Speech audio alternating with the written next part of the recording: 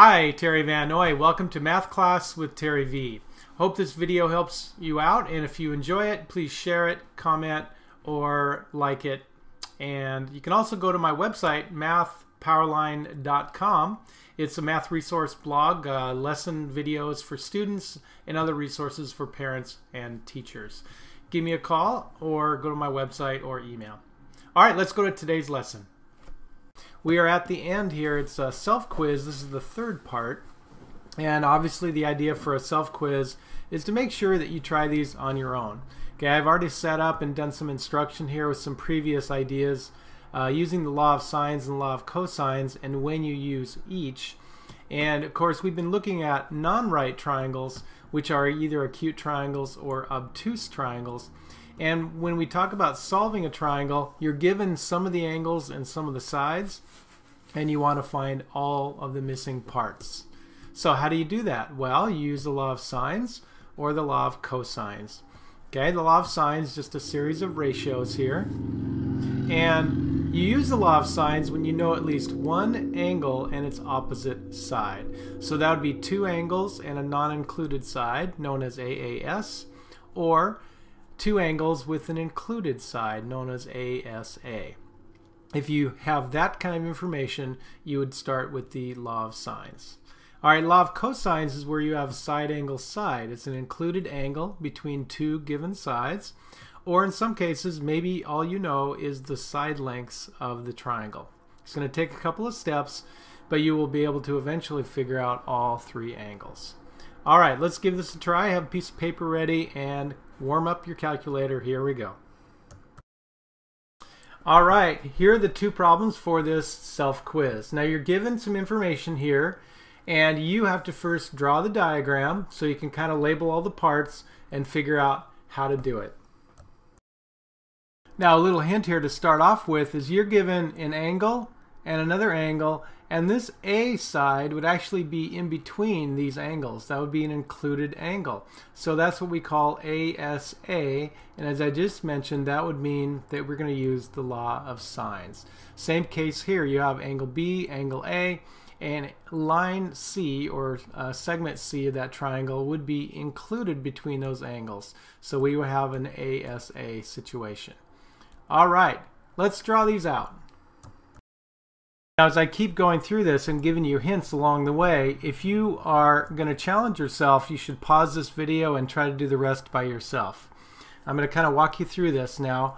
We're going to draw these triangles out, and there's no way to measure or be exactly sure of the shape of these triangles, so I'm going to just give it my best guess. And the important point is just having the labels correct so we know how to line up and use our formulas. So angle B is 93, so I'm going to make that a little bigger than a 90-degree angle. C is 34. And again, we're going to label all these parts because these opposite sides to the angles are going to be lowercase letters. So that would be A, opposite angle A. This would be B, and this would be C. Okay, same thing over here. Opposite A would be this side right here. Opposite angle B would be this side right here. And opposite C is the 34 we already know. And now we can get started. Now again, it's angle side angle, so we're going to use the law of sines. But before we do that, the easiest thing to take care of is this missing angle here. Angle A is going to be 180 minus the sum of those other two angles, right? So let's go ahead and just take care of that, and that's going to help us when we do get to our law of sines. So the measure of angle A is going to be 180, take away the sum of the other two angles, which is 127, and therefore my first answer, pretty easy, should be 53. 53 degrees, angle A. Alright, now we're going to use that to some good effect here in the law of sines. Now I'm going to go ahead and use the sine of A, since I know what that angle is now, over side A. And it's our choice on whether we want to find B or C first. Let's go ahead and go C.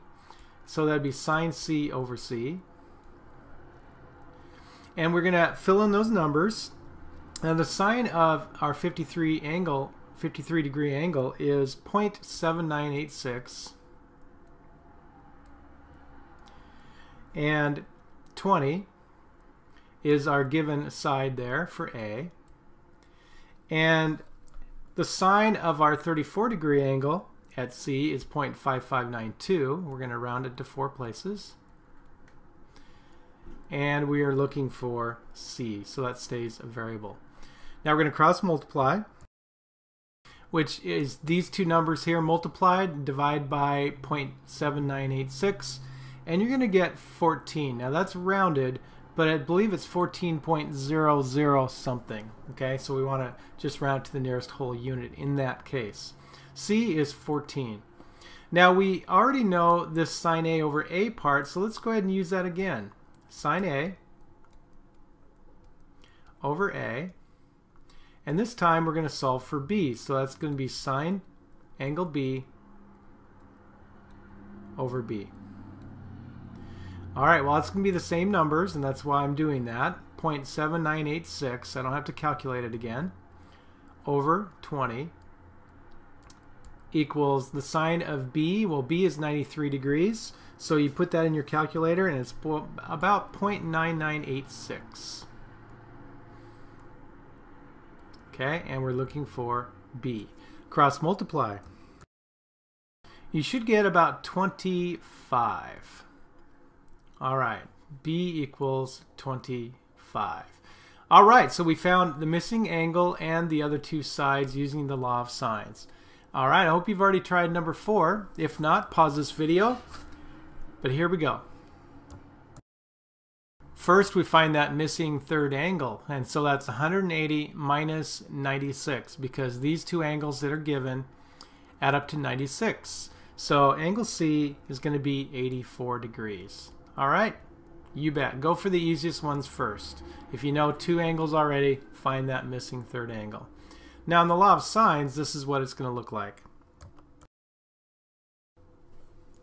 Alright, we're going to use the C's and the A's for this triangle. And the sine of 84 degrees is that number right there. And the sine of angle A, which is 58 degrees, is that amount. We're going to cross multiply here, divide by 0.9945, and we're going to get about, well, it is 28.99 something. Okay, let's call that 29. Alright, 29 miles. Now I'm going to use this first ratio, sine C over C, again. You see, I've already calculated sine C over C, and that's going to be these numbers here, so I fill that in. But the sine of B is going to be the sine of 38 degrees. And round to 4 decimal places, that should be about 0.6157. Alright, multiply those two numbers together there, divide by that third number, and we will get our final answer. B is about 21. Alright, I hope you gave these a try. Well, good luck in everything else you're studying. Share this video with others if you think it was helpful, and thanks for watching. Alright, there you have it. I invite you to go to my website now, MathPowerLine.com, or email me or give me a call. The way I work best with students is live, online in my classroom. So if I can help you in any way, answer some specific questions, the first lesson with me is free as I show you how everything works. Alright, study hard,